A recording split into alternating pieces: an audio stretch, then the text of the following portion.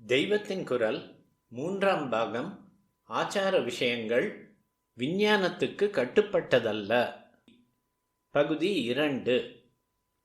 பிரத்தியாரை ரொம்பவும் தொட்டுக்கொள்ளாமல் இருப்பது, செத்த வீட்டில் சாவு தீட்டு என்று எதுவுமே சாப்பிடாமல் இருப்பது, தீட்டுக்காக ஸ்நானம் செய்து துணிமணிகளை தோய்த்து போடுவது முதலியனவெல்லாம் வியாதி தடுப்புக்கு எத்தனை உபகாரமானவை என்று டாக்டர் கிங் ஐஏஎஸ் மாதிரி ஐஎம்எஸ் என்று ஆல் இண்டியா மெடிக்கல் சர்வீஸ் இருந்தது. அதை சேர்ந்தவர் இவர். சானிட்டரி கமிஷனராக இருந்தவர் ஏகமாக கொண்டாடி எழுதியதுண்டு. அவர் நாளில் பௌத்திகமான ஜீன்ஸ், ஜீவ நுண்ணணு, பாக்டீரியா, வைரஸ், விஷக்கிருமி இதுகளை பற்றி மாத்திரம் தெரிந்ததை கொண்டே அவர் இப்படி கொண்டாடி இருக்கிறார்.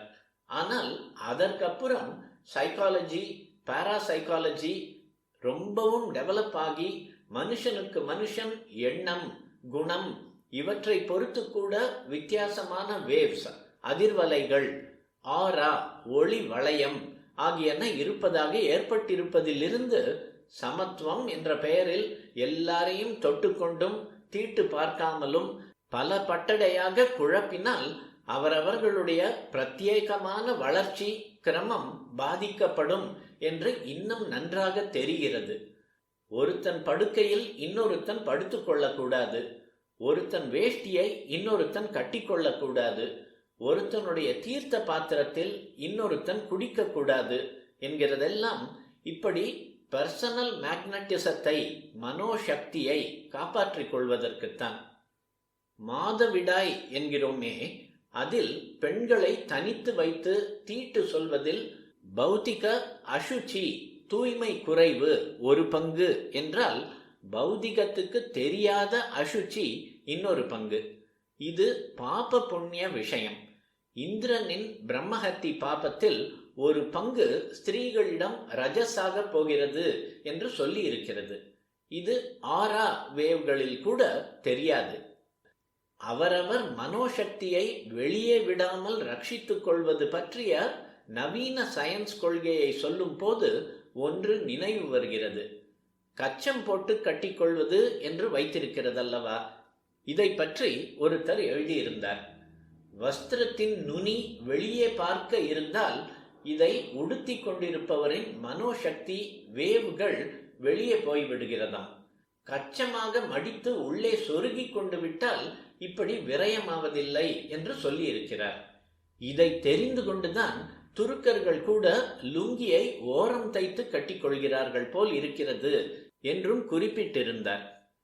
நாளுக்கு நாள் நமக்கு அநேக ஆச்சாரங்களின் உள்ளர்த்தம் சயின்ஸ் படி புரிந்து கொண்டு வருவதாலேயே இப்போது நமக்கு புரியாத, இனி என்றைக்குமே சயின்ஸினால் புரிந்து கொள்ள முடியாத மற்ற எல்லா சாஸ்திர விதிகளையும் கூட ஒப்புக்கொள்ளத்தான் வேண்டும். கங்கா கங்கா என்று இந்த இந்துக்கள் நமஸ்காரம் பண்ணுகிறார்களே, அப்படி இதில் என்னதான் இருக்கிறது என்று ஆராய்ச்சி பண்ணி பார்த்தால் எங்களுக்கு ஆச்சரியமாய் இருந்தது. காலராக்காரன் ஒருத்தன் பிணத்தை கங்கையில் எங்கே இழுத்து விட்டிருந்ததோ அந்த இடத்திலிருந்தே ஜலத்தை எடுத்து பரிசோதனை பண்ணி பார்த்தோம்.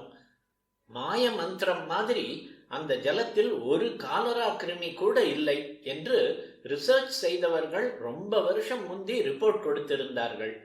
சந்தோஷமான விஷயம்தான்.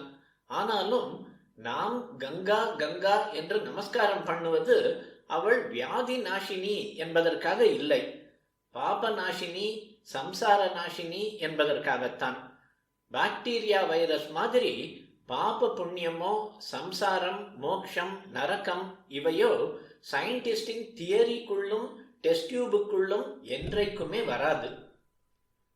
இதை புரிந்து கொண்டால் விஞ்ஞான ரீதியில் பரிகாரம் பண்ணிவிட்டதால் ஒரு வஸ்துவுக்கு தோஷம் போய்விட்டது என்று நினைக்க மாட்டோம்.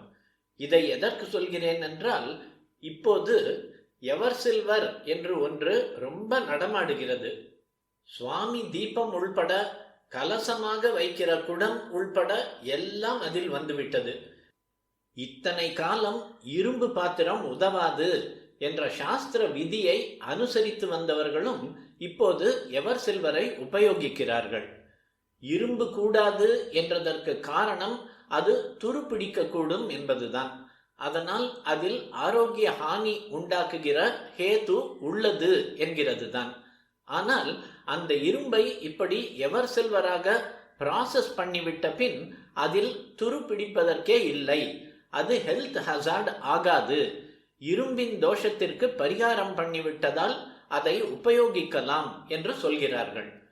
துருவுக்காகத்தான் இரும்பு கூடாது என்று இவர்களாகவே அனுமானம் பண்ணிக்கொண்டு இப்படி எவர் சில்வரை சாஸ்திரோக்தமானதாக ஆக்கிவிட நினைக்கிறார்கள். ஆனால் சாஸ்திரம் இரும்பு கூடாது என்றது துருவுக்காக அல்ல, அல்லது துருவுக்காக மாத்திரம் அல்ல. அது பாபகரமானது. அசுரத்தனமான சக்திகளையும் சனேஸ்வரன் மாதிரி உக்ர கிரகங்களின் சக்தியையும் நம்மிடம் இழுத்து வரும் என்பதால் தான் கூடாது என்று சாஸ்திரம் வைத்திருக்கிறது. எவர் சில்வரிலும் இந்த தோஷம் போய்விடாது. இதே மாதிரி ஹோம திரவியங்கள் அட்மாஸ்பியரிக் பொல்யூஷனை போக்குவதை விட முக்கியமாக ஆசுர சக்திகளை துரத்தி திவ்ய சக்திகளை கொண்டு வருவதற்கே ஏற்பட்டவை. அதனால் வறட்டிக்கும் சமித்துக்கும் பதிலாக அவற்றை விட வீரியத்தோடு ஏதாவது ஆன்டி பொல்யூஷன் கெமிக்கலை கண்டுபிடித்தாலும் இவற்றை கொண்டு ஹோமம் பண்ணுவதற்கில்லை. சைக்கலாஜிக்கலாக அநேக சாஸ்திர விதிகளை அப்ரிஷியேட் பண்ணலாம் என்கிறார்கள். பால், நெய், தயிர், சாணம், மூத்திரம் எல்லாவற்றாலும் நலன் விளைவிக்கும் பசுவை மாதாவாக பாவிப்பது சைக்கலாஜிக்கலி சாட்டிஸ்ஃபையிங், மனோதத்துவப்படி திருப்தி தருவது என்கிறார்கள். அதுவும் வாஸ்தவம்தான். ஆனால் பசுவின் டிவினிட்டி, தெய்வத்தன்மை சைக்காலஜிக்கு அப்பாற்பட்ட விஷயம். இந்த டிவினிட்டிக்காகத்தான் அதற்கு முக்கியமாக பூஜை. மற்ற தேசங்களில் உள்ளவர்கள் மாதிரி பால், நெய், தயிர் இவற்றின் பிரயோஜனத்தை தெரிந்து கொண்டது மட்டுமின்றி நம் பூர்வீகர்கள் சாணி, பசு மூத்திரம் இவற்றின் சுத்தி செய்யும் சக்தியையும் தெரிந்து கொண்ட பெருமை ஒரு பக்கம் இருக்கட்டும். ஆனால் இந்த ஐந்தையும் பஞ்சகவ்யம், கோ என்றால் பசு, கவ்யம் என்றால் பசு சம்பந்தம் உள்ளது, பஞ்சகவ்யம் என்பது பசு சம்பந்தப்பட்ட 5 என்று சேர்த்து ஒருத்தரை சாப்பிட சொல்லி அவரை சுத்தி பண்ணுகிற போது அது ஷரீர சுத்திக்காக மட்டும் இல்லை, பிசிக்கல் பியூரிட்டிக்காக மட்டும் இல்லை, ஆத்ம சுத்திக்காகவே. பாபத்தை போக்கி புண்ணியத்தை உண்டு பண்ணுகிற சக்தியும் பஞ்சகவ்யத்துக்கு இருக்கிறது. மந்திரபூர்வமாக அதை பிராசனம் பண்ணுவதால், உட்கொள்வதால் இந்த சக்தி இன்னும் விருத்தியாகிறது. புண்ணியாக வாசனம் என்று புண்ணிய சம்பந்தப்படுத்தித்தான் பஞ்சகவ்யத்தை வைத்திருக்கிறது என்பதை கவனிக்க வேண்டும். Physics, chemistry, medical science, psychology எல்லாவற்றிலும் அதிசூக்ஷ்மமான விஷயங்களை தெரிந்து கொண்டிருந்த அந்த பூர்வகால பெரியவர்கள் எந்த லபார்டரியும் இன்ஸ்ட்ருமெண்ட்டும் இல்லாமல் இத்தனை ஞானமும் பெற்றார்கள் என்றால் அது எதனால்? ஈஸ்வர பிரசாதமாக அவர்கள் பெற்ற மனோசக்தியால் தான். அவர்களுடைய தபசையும் நியமத்தையும் பார்த்து பகவானே சயின்ஸுகளுக்குள் வராத அநேக விஷயங்களை அவர்களுக்கு தெரிய பண்ணி இருக்கிறான். அவனே அவர்கள் முன் பிரசன்னமாகி தெரியப்படுத்தி இருக்கலாம். அல்லது அவர்கள் இன்ஸ்டிங்டிவாக, உள்ளுணர்ச்சியாக, அல்லது அதற்கும் மேலே இன்ட்யூட்டிவாக, உள்ளார்ந்த சத்திய தர்ஷன சக்தியே இன்ட்யூஷன் என்பது, இந்த உண்மைகள் தெரியும்படி பண்ணி இருக்கலாம். இவற்றையும் பிரயோஜனப்படுத்தி அவர்கள் மேலே மேலே தபோ நியமங்களை அனுஷ்டித்து சித்தி பெற்றிருக்கிறார்கள்.